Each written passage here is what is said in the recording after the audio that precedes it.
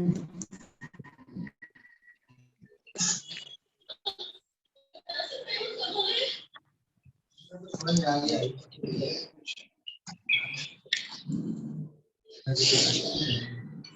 Morning ma'am.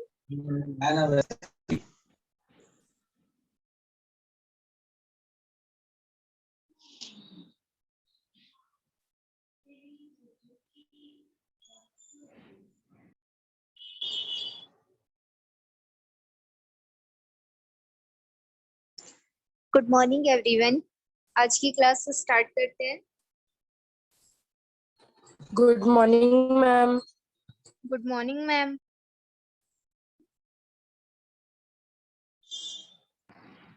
Good morning ma'am.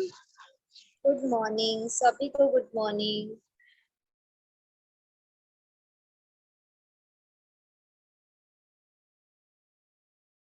चलिए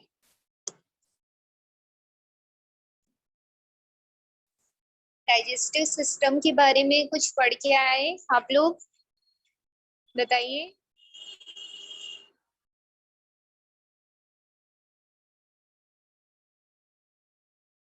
किसी ने कुछ पढ़ा है?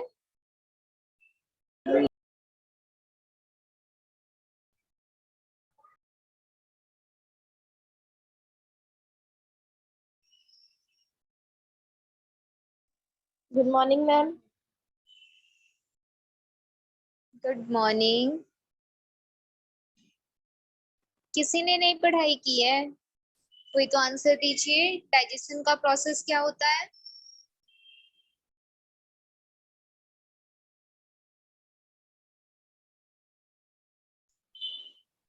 Ma'am growth, repair and maintenance of body temperature. ये चलिए स्टार्ट करते हैं। Digestive system in humans.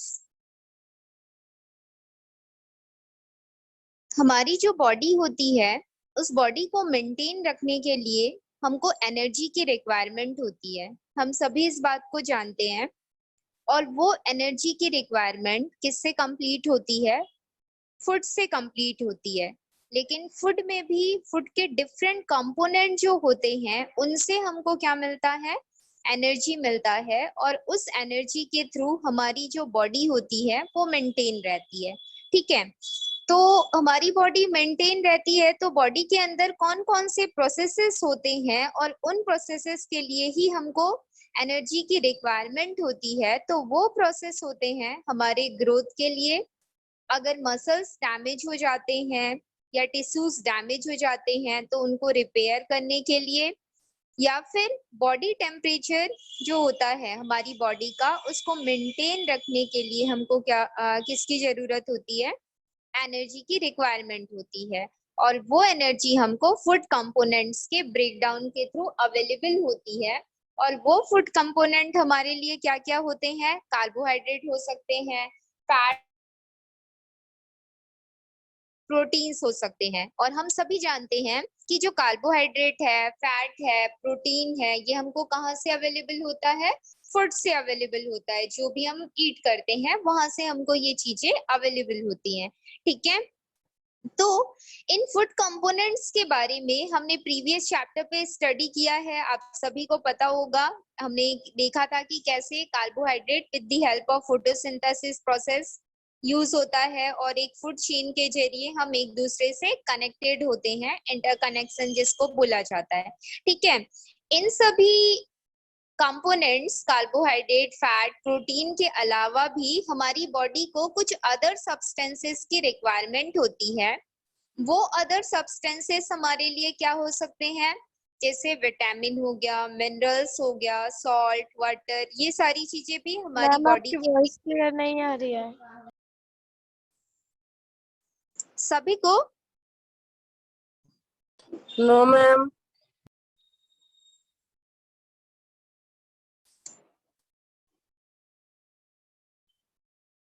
अब बताइए, क्लियर है? Yes ma'am. No ma'am. किनको प्रॉब्लम हो रहा है? नाम बताइए। मैम कोमल सा। अपना माइक ऑफ करो।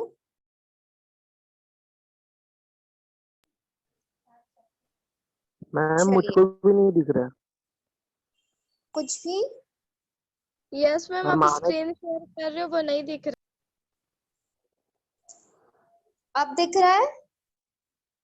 No ma'am. यस मैम, अब दिख रहा है।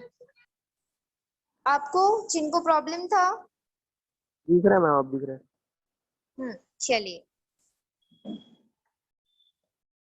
तो देखिए, यहाँ पर हमने ये देखा कि फूड कंपोनेंट्स में हमको जो चाहिए वो हमारे लिए क्या होता है, जो आपका कार्बोहाइड्रेट होता है, फैट होता है, प्रोटीन होता है, इन सारी चीजों की हमको जरूरत होती है। इसके अलावा भी हमारी बॉडी में कुछ इंपॉर्टेंट कंपोनेंट्स होते हैं जिनकी हमको जरूरत पड़ती है, लाइक विटामिन हो गया, मिनरल्स हो गया, सॉल्ट हो गया, वाटर हो गया।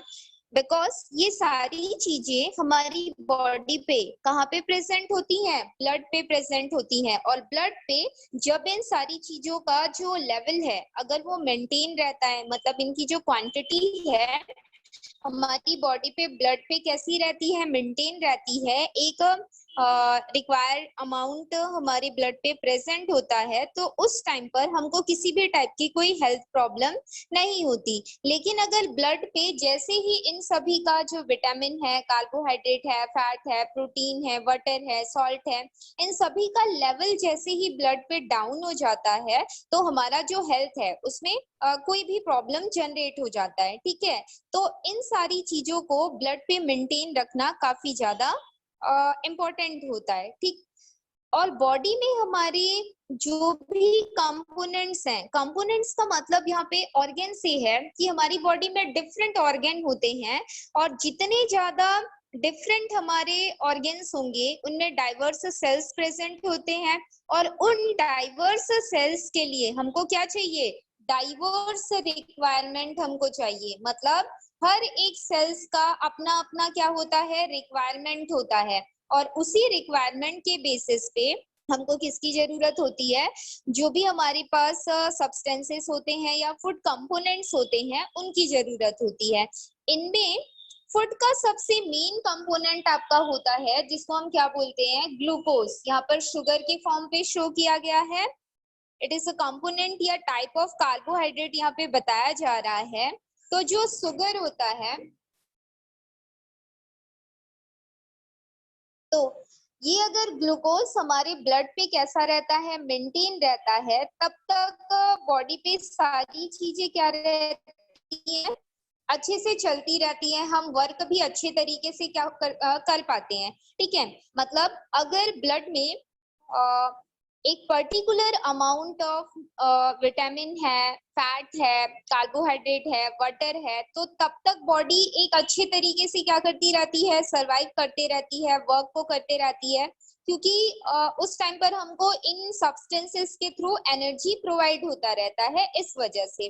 लेकिन जैसे ही ये जो ग्लूकोज लेवल है हमारी बॉडी पे, ये जो ग्लूकोज लेवल है ब्लड पे, वो क्या हो जाता है? डिक्रीज हो जाता है। ब्लड पे ये ग्लूकोज लेवल क्या हो जाता है? डिक्रीज हो जाता है। तो जैसे ही इसका अमाउंट डिक्रीज हो जाता है, हमारा जो ब्रेन है उस ब्रेन पर इसका सिग्नल पहुंच जाता है। किसी तरीके से जो ट्रांसमिशन या रिफ्लेक्स एक्शन का प्रोसेस होता है, या कम्युनिकेशंस का प्रोसेस जो बॉडी में डिफरेंट टाइप ऑफ नर्व्स के थ्रू होता है, उस नर्व्स के जरिए होता क्या है कि जो ब्लड पे शुगर लेवल अगर कम हो गया तो हमारे ब्रेन पर इसका इंफॉर्मेशन पहुंच जाएगा। जैसे ही ब्रेन के पास इसका सिग्नल पहुंचता है, हमारा ब्रेन एक रेस्पॉन्स करता है, और उस रेस्पॉन्स के थ्रू इसका ये रिजल्ट निकलता है कि स्टमक के जो वॉल्स होते हैं, स्टमक के वॉल्स के मसल्स कॉन्ट्रैक्ट होने लगते हैं। और जैसे ही स्टमक के वॉल्स के मसल्स कॉन्ट्रैक्ट होने लगते हैं, अच्छा बेटा, थोड़ी देर बाद मैं क्लास लेती हूँ आपकी। Yes ma'am. Yes ma'am okay ma'am. Ma'am 9:30 में।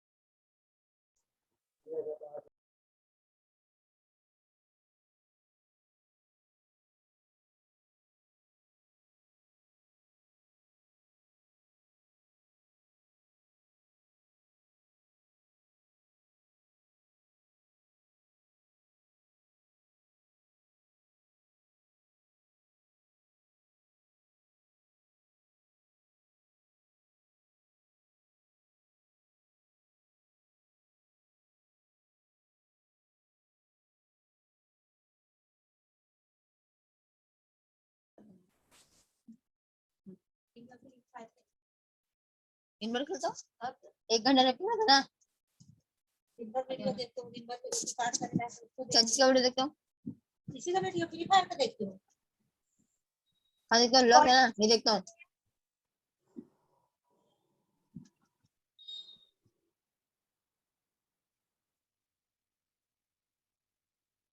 क्लासेस पे आप लोग बिल्कुल भी डिस्कस मत किया कीजिए।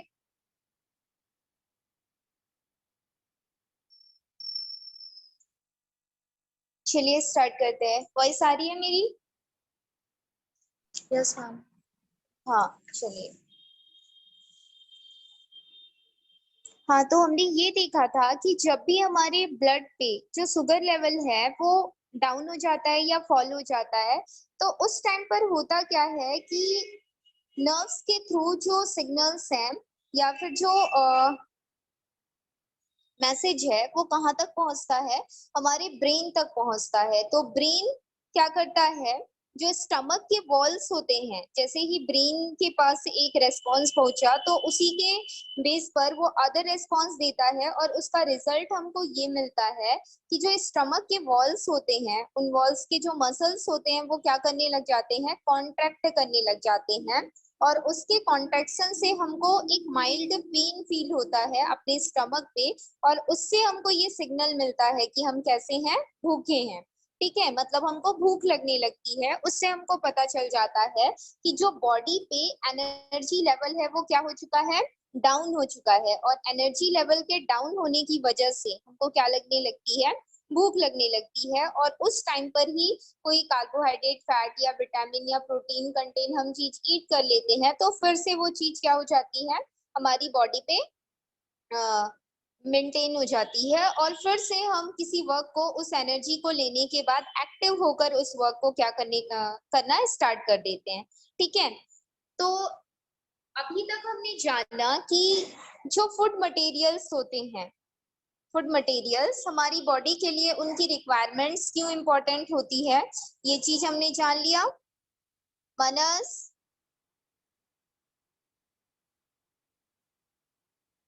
ठीक है, और हमको भूख कैसे लगती है ये भी हमने जान लिया। मतलब ब्लड पे जब भी कोई रिक्वायर्ड मटेरियल्स का अमाउंट लो हो जाता है तो हमको एक फीलिंग आने लगता है, और वो फील हमको कौन कराता है, हमारा ब्रेन।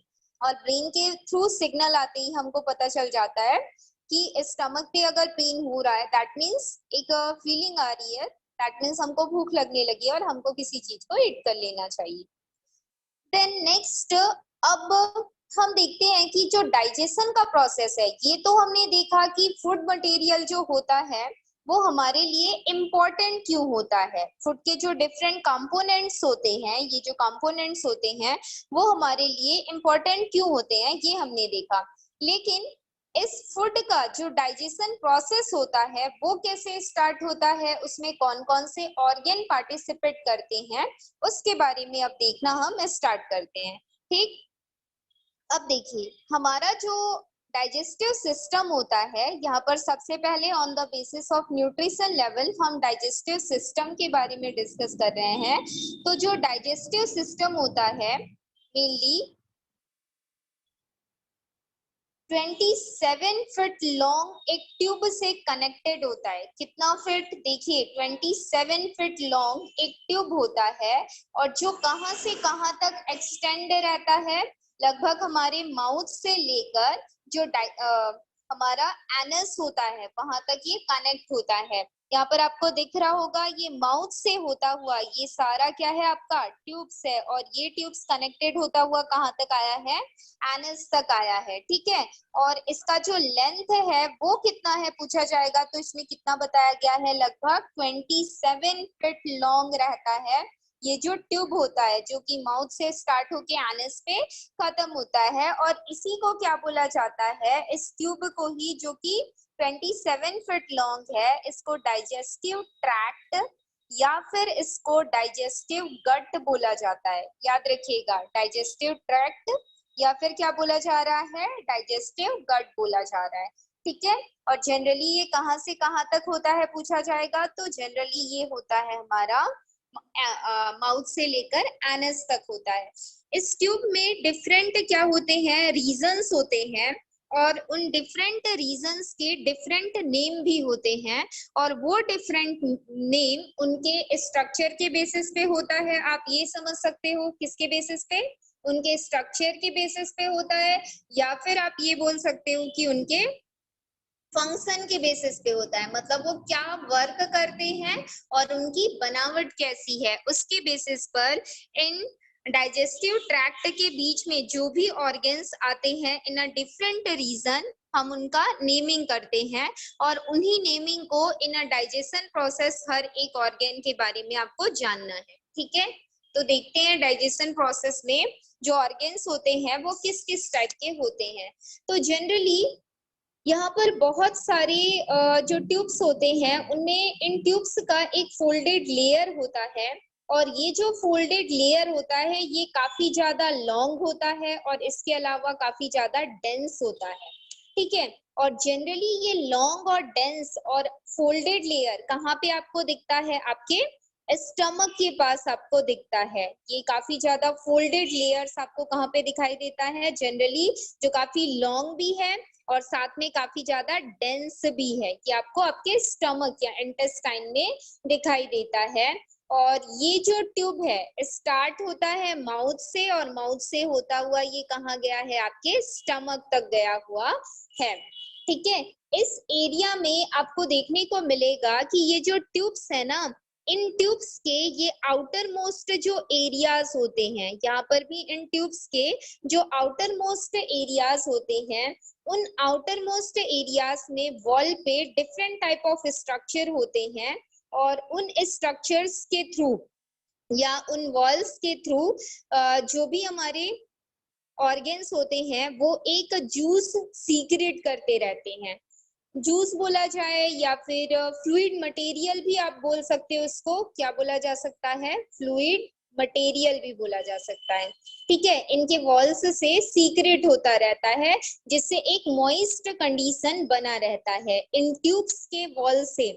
और इन ट्यूब्स के वॉल में सेल्स की डिफरेंट बनावट भी हो सकती है, डिफरेंट स्ट्रक्चर भी हो सकते हैं, और जो जो ऑर्गन इस जूस को या फ्लूइड मटेरियल को सीक्रेट करने का काम करते हैं, जो कि उन वॉल्स में प्रेजेंट होते हैं, उनको क्या बोला जाता है, डाइजेस्टिव ग्लैंड्स बोला जाता है, डाइजेस्टिव ग्लैंड्स। तो ये digestive glands outer area of tube या वॉल पे क्या होते हैं, प्रेजेंट होते हैं। और इन डाइजेस्टिव ग्लैंड्स में एक हमारा ग्लैंड होता है जिसको हम क्या बोलते हैं, सलाइवरी ग्लैंड, सलाइवरी ग्लैंड।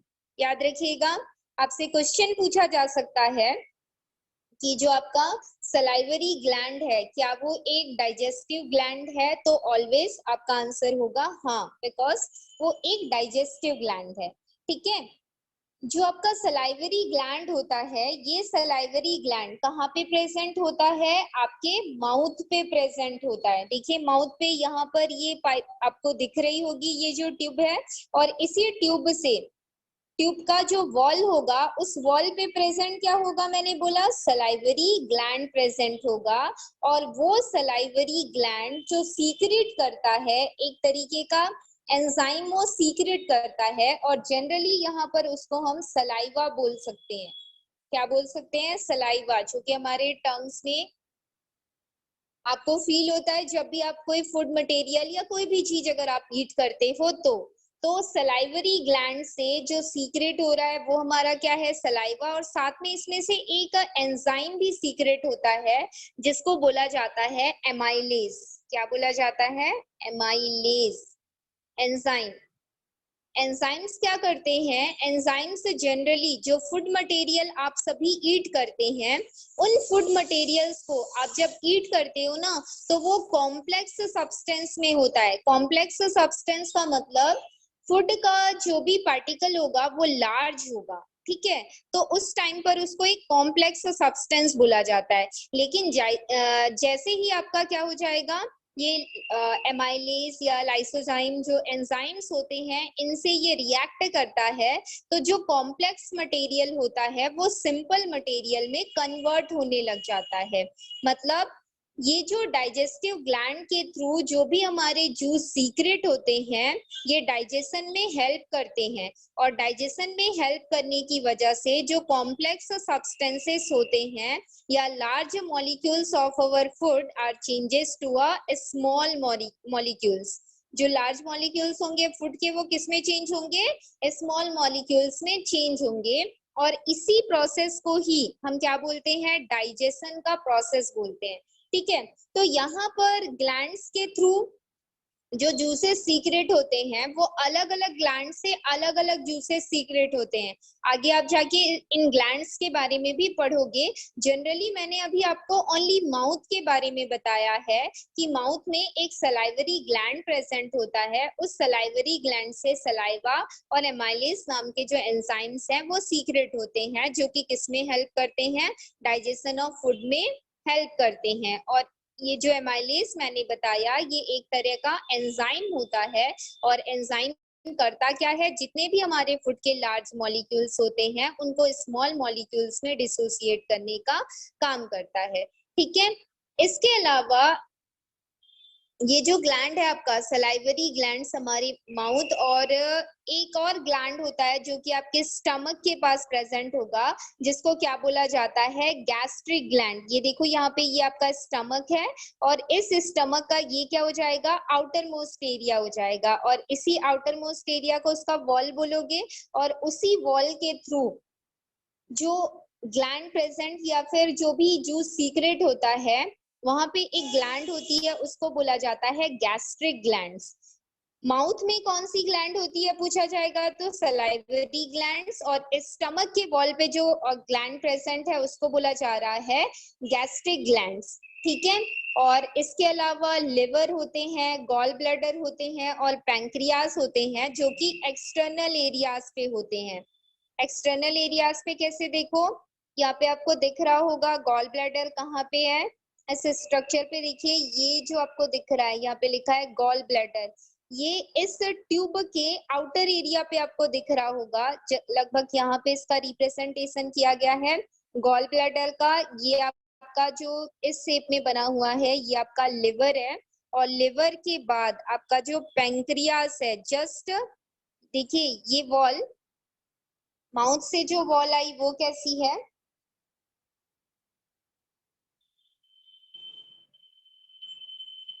ये माउथ से आने वाली वॉल है। ठीक है, ये ट्यूब, और इस ट्यूब ने इस तरीके का एक फोल्ड स्ट्रक्चर बनाया हुआ है। ठीक है, एक्चुअल ट्यूब ये है, और यहाँ से ये ट्यूब इधर आ रही है। तो ये जितना एरिया यहाँ पे बना हुआ है, जैसे यहाँ पर एक बनावट आपको दिख रही होगी, देन यहाँ पे एक छोटा सा पार्ट दिख रहा होगा, और ये जो सिंपल सा पार्ट है ये आउटर पार्ट्स हो जाते हैं, ये पूरे के पूरे क्या हो जाते हैं, आउटर पार्ट्स हो जाते हैं। और जो ट्यूब से कनेक्टेड पार्ट ये हमारा है। ठीक है, मतलब यहाँ से ये आया और ये ट्यूब पे ये हमारा क्या हो जाएगा, स्टमक, और यहाँ से फोल्ड होता हुआ ये हमारा लार्ज इंटेस्टाइन, और फिर यहाँ पे आ जाएगा आपका स्मॉल इंटेस्टाइन। ठीक है, तो ये सारा कनेक्शन है, और ये आउटर एरिया आपको दिख रहा होगा यहाँ पे पैंक्रियास है।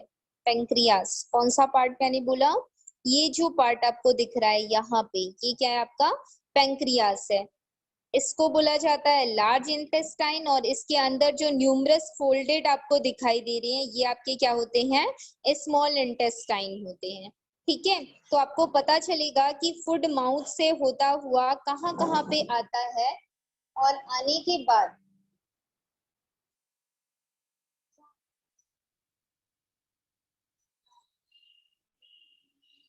ठीक है, यहाँ से ये फिर कहाँ जाएगा, एनएस से फिर एक्सक्रीट हो जाता है। तो आपको कंटिन्यूसली उसका एक वे देखना है, यहाँ पर जनरल उस स्ट्रक्चर का एक किस टाइप में होता है वो शो किया गया है, मतलब उसका फिजिकल जो प्रोसेस होता है वो बताया गया है यहाँ पर। एक्चुअल उसकी एक्टिविटीज क्या क्या होती है, उनके फंक्शंस क्या क्या होते हैं वो अभी तक नहीं आया, वो पोर्शन भी आप पढ़ोगे अभी।